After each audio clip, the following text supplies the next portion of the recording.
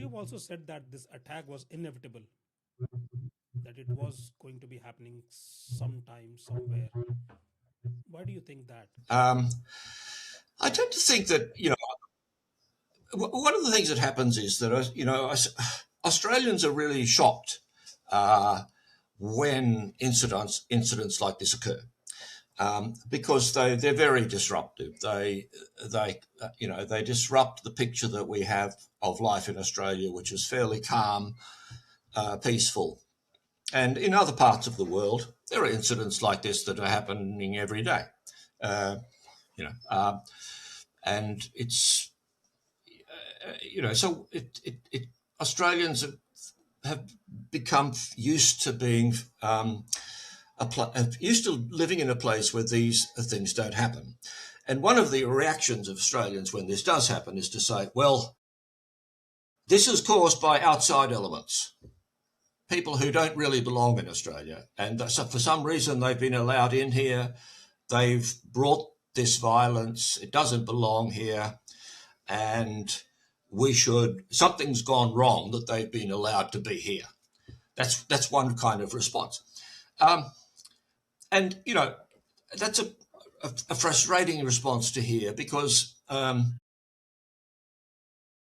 incidents like this happen around the world every day. Often, in many parts of the world, terrorist events are quite normal. And so there's a kind of very naive Australian response which says, well, we just, if this has happened, then someone must be to blame, and we have to find out who is to blame, and they have to be held accountable. Now, in this particular case, I don't think anyone is to blame, really. It's just a sad event. You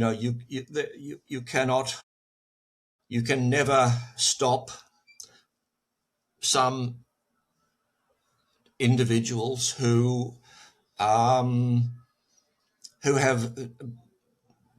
issues going on. You can never stop some individuals from doing crazy things. It doesn't happen very often, but it will happen every now and then. But I don't think in this case that there's any point in asking the question, who is to blame? I think it's a silly question. I don't think the Australian government is particularly to blame.